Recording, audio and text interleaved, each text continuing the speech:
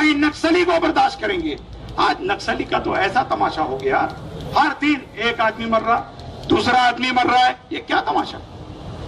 एक सरकार बोलती नहीं नहीं उनके खिलाफ में हम हेलीकॉप्टर नहीं इस्तेमाल करेंगे।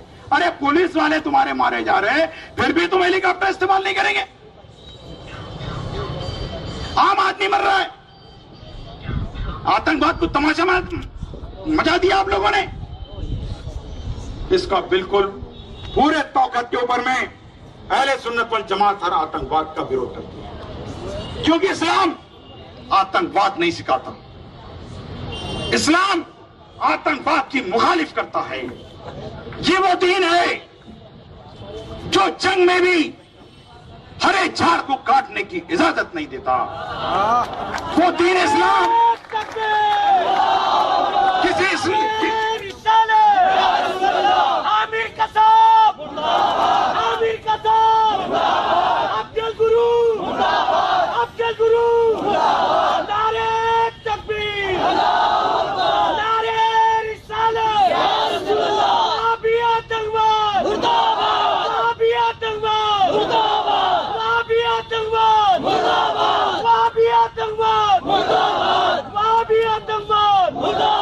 देश के दुश्मन मुर्दाबाद, देश के दुश्मन देश के दुश्मन देश के दुश्मन देश के दुश्मन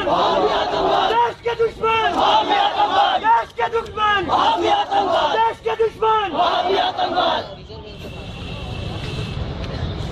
तो कोई भी आतंकवाद इस्लाम बर्दाश्त नहीं करेगा, क्योंकि इस्लाम आतंकवाद के खिलाफ खड़ा होता है। ये दुनिया में सबसे पहले जंग के कानून इस्लाम ने बनाए। इस्लाम जंग में भी जब हरे झाड़ को काटने की इजाजत नहीं देता, वो किसी एक आम आदमी को इस तरीके से मारने की इजाजत नहीं देता। इसलिए इस्लाम का आतंकवाद से कोई ताल्लुक नहीं। इस्लाम को मानने वाले सुन्नी मुसलमानों का आतंकवाद से कोई ताल्लुक नहीं, और ये जितने भी आतंकवादी हैं इनका इस्लाम से कोई ताल्लुक नहीं। इनको आला हजरत ने हुस्सामुल हरमैन फतवा दे करके इस्लाम से बाहर कर दिया। इसलिए इन वहाबी आतंकवादियों का हमारे सूफी और वलियों को मानने वाले 85% मुसलमानों का कोई ताल्लुक नहीं।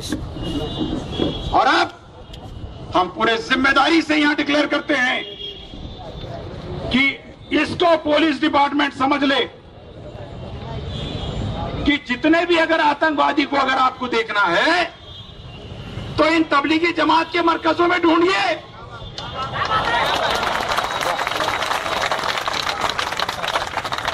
इनकी मस्जिदों में ढूंढिए। ये इनके पास करोड़ों रुपया आ कहां से रहा है? ये कौन दे रहा है पैसा? हमारे अहले सुन्नत वल जमात की मस्जिद को 10-10 साल लगते, सिलाई भी नहीं होता।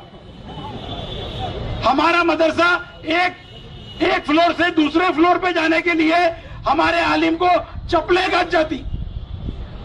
हमारे बच्चे को सही ढंग से खाना और सोने के लिए जगह हमारे मदरसे के अंदर में नहीं मिलती, लेकिन इनके मदरसे को करोड़ों रुपया रातों रात कहां से आ जाता है?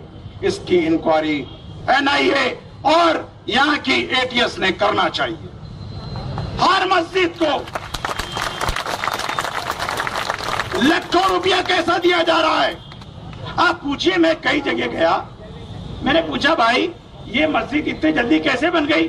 अरे आपको पता नहीं, अक्कल कुएं से पैसा आया था, उन्होंने 5 लाख रुपए दिया, हमने बना लिया। अभी ये अक्कल कुआं के पास क्या कुआं है पैसे का जो ये निकाल रहा है? ये अक्कल कुआं किसका है? ये अक्कल कुआं बस्तानवी का है। ये बस्तानवी है कौन? अहमद पटेल का साड़ू। ये पैसे आ कहां से रहे?